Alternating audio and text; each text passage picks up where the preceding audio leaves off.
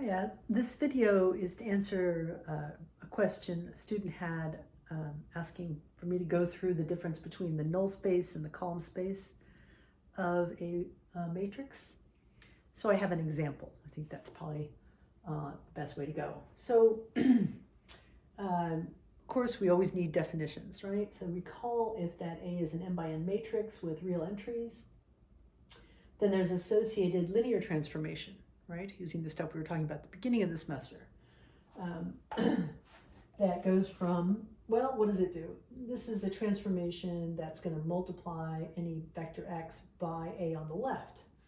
But if a is n by n, then x has to be n by 1, right? So that makes that Rn. The domain space is Rn. If you take the product of those two, you get a column vector that's n by 1. So that makes the codomain Rn. Okay, so the kernel, by definition of the transformation, that is the same thing as what your book is referring to when they talk about the null space of the matrix. And that's a set of all x in Rn such that Ax maps you to the 0 vector, right? Again, Ax is the same thing, is what the transformation does to x, right? So over here, if we're talking about a transformation, the transformation is taking the domain space over to the codomain, and all those things that map to the 0 vector are in the kernel, or in the null space of the matrix. So it's all those vectors that A nullifies into 0. That's probably where the name comes from. The range, we've been talking about that a lot. It's the same of T sub A. It's the same thing as the column space of A. And that's, again, the set of all y in the codomain, Rm, for which there exists a preimage x in Rn such that Ax is equal to y. So that's a subset of Rm. So the range is all the images under the map over here in the codomain. So for example, if, let's get you up higher here. All right, so example, if A is equal to 1, 2, 3, 4, 5, 6, 7, 8, 9, 3 by 3, okay, then the kernel, you would be finding, is the same thing as finding the null space, is the same thing as finding all the solutions of that augmented matrix. Using RREF, you get this, right? And what does that tell you? Well, remember there was a little bit of work in here. You have this matrix A that's being multiplied by some x vector. Well, what does that look like? It has components x1, x2, x3. That matrix times x1, x2, x3 has got to be equal to 0, 0, 0, and that gives you 3 equations. And you end up getting, you've done this a couple of times, so this should be just review, what's in the null space? It's the span of this vector. Now, if you have a question about how to get from here to there, you need to go back and review what we were doing before spring break. In chapter 1, they would have examples of that. Solving a homogeneous system of equations, they would call it there. All right. So the null space, again, it's a subset of the domain space. And well, what does it look like if it's the span of this one vector, 1, negative 2, 1? Well, if you find the vector 1, negative 2, 1, its span is the set of all, linear multiples of it. So it's that whole line. All right, so there's the kernel. There's the null space versus what's happening with the column space.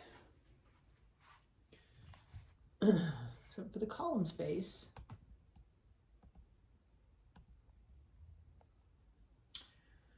okay, it's the set of all W in the codomains for which there exists a preimage.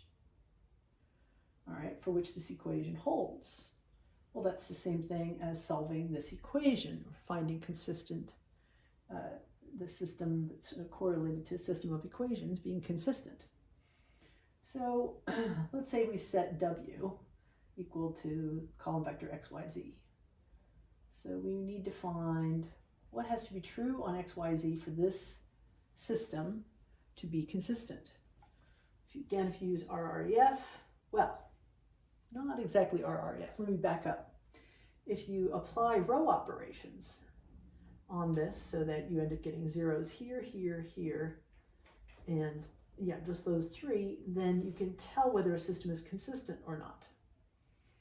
Well, you should be able to perform those row operations. That's a nice review from, again, before spring break. Let's see. Here you can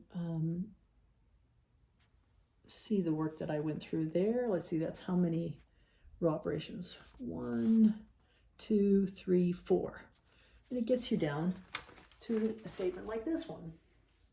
Well, here this means 0 times x plus 0 times y plus 0 times z has to be, well, that's just 0, has to be equal to this. So the system is consistent if and only if, for the components of w, x minus 2y plus z is equal to 0. Well, that is just a plane in R3 whose normal vector is, yes, you guessed it, that same vector here, 1, negative 2, 1.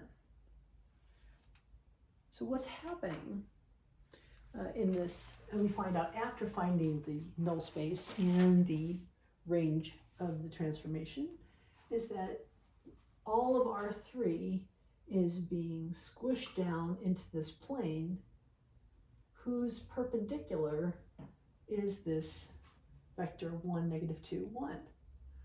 And therefore, since it's all being squished down to that plane that has that as its perpendicular, that means everything along the line containing that normal vector is getting squished down to 0. So it belongs to the kernel.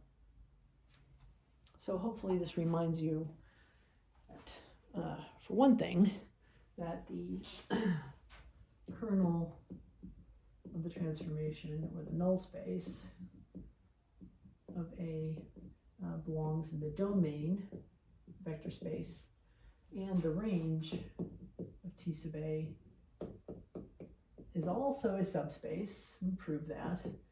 It's also the column space of A, and that is a subspace of the codomain. Right? Now, one thing that we're going to prove now that you will be able to use in general really quickly without having to go into all that detail each time is something called the rank plus nullity theorem. And using that, after finding the null space, which is relatively easy, one can then at least know what's the dimension of the range space. The fact that the null space here is a span of one vector means that it has dimension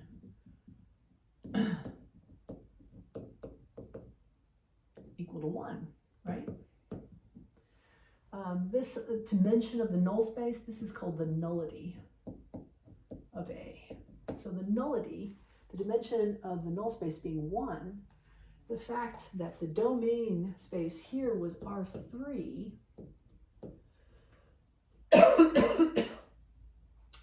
which implies that the domain had dimension 3.